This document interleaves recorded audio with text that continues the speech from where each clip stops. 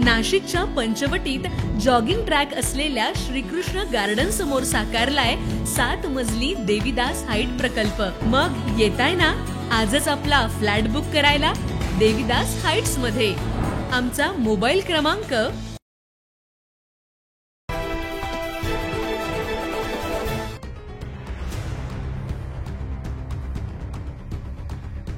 Nashik road मधील फर्नांडिसवाडी परिसरात 2 टोळ्यांमध्ये गुरुवारी पहाटे 2 वाजता झालेल्या गोळीबारात गुन्हेगारी टोळ्यांमध्ये टोकाचा संघर्ष झाला।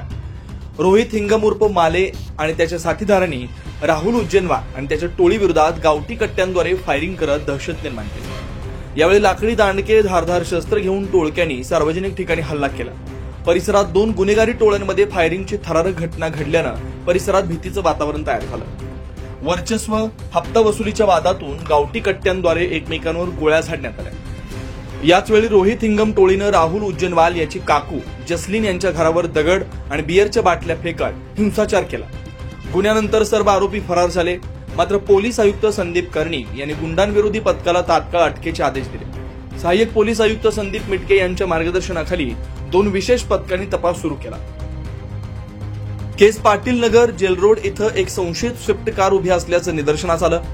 या कारजवळ आलेल्या इस्माला ताब्यात घेतला असता तो इर्शाद चौधरी असल्याचं निष्पन्न झालं।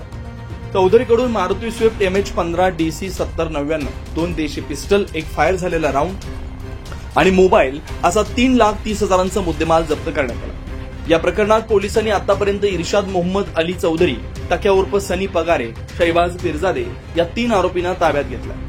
या गँग वॉरमध्ये सुदैवानं कोणतीही जीवितहानी झाली नाही। मात्र वर्चस्वासाठी शहरात सराईत टोळ्यांकडून खुलेआम फायरिंग होत असेल तर नाशिक सारख्या शहराच्या सुरक्षिततेवर प्रश्नचिन्ह उभं राहतं। दरम्यान आरोपींना अटक करून पोलिसांनी मोठी कामगिरी केली असली तरी अजूनही काही आरोपी फरार असून त्यांच्या शोधासाठी उपनगर पोलीस स्टेशनमध्ये तपास अधिक गतीनं सुरू आहे।